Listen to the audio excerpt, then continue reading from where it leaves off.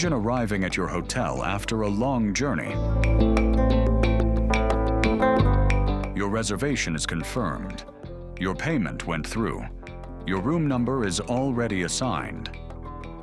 Then the receptionist looks at the screen, pauses, and quietly says something you never expected to hear. "I'm very sorry, but we don't have a room available tonight." How is that even possible? How can a hotel sell a room that doesn't exist? Most people think they know the answer. Greed. The hotel simply wanted to make more money, but that's not the real story. In fact, the opposite is true. Because hotels aren't really selling rooms, they're selling probability. And once you understand why, you'll never look at a reservation the same way again. Every night, thousands of hotel rooms around the world remain empty.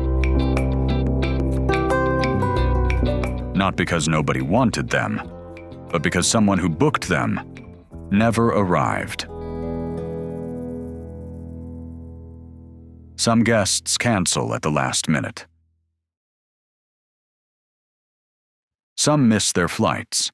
Some change their plans without telling anyone. Some simply never show up. To most people, these seem like random events. To a hotel, they are surprisingly predictable. After collecting years of reservation data, hotels discovered something remarkable. Human behavior isn't perfectly random. It follows patterns. Certain weekdays have more cancellations. Business travelers behave differently from tourists. Weather changes travel plans. Major events reduce cancellations.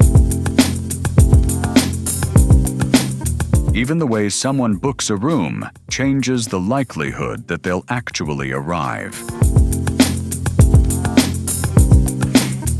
Every reservation carries its own probability, and that's where everything changes. Unlike a factory, a hotel can't store today's unsold room and sell it tomorrow. Once tonight is over, that room disappears forever. It's one of the few products in the world that expires every single day. An empty room tonight is revenue that can never be recovered, so hotels face a difficult choice. Play it safe and lose money every night because of empty rooms, or trust the mathematics. If history says that, on average, 4 guests out of every 100 never arrive. Selling exactly 100 rooms almost guarantees that several rooms will remain empty. So instead, the hotel may accept 104 reservations. Not because they expect all 104 guests to come, but because history says they probably won't. Most nights, the system works perfectly. The guests who don't arrive leave just enough space for everyone else. Nobody notices. Nobody complains.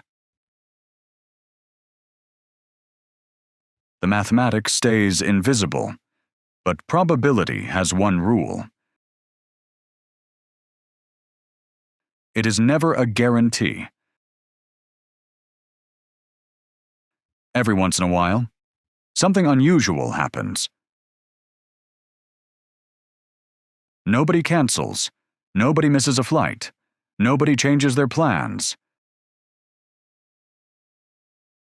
Every single guest arrives, and suddenly, the hotel has a problem. This is the moment people call overbooking. But overbooking isn't actually the plan. It's the rare side effect of a plan that usually works almost perfectly. And here's the surprising part. For many hotels, paying for another luxury hotel, covering transportation, and apologizing to a few guests is still cheaper than leaving rooms empty every single night of the year. That's not greed. That's mathematics. More specifically, it's the mathematics of expected value. This idea didn't stay inside hotels. Airlines use it. Rental car companies use it. Hospitals use it. Even internet networks and power grids rely on similar principles. Because modern businesses rarely plan for certainty. They plan for probability. The future hasn't happened yet. The only thing they can manage is the likelihood of what comes next. So the next time you receive a hotel confirmation,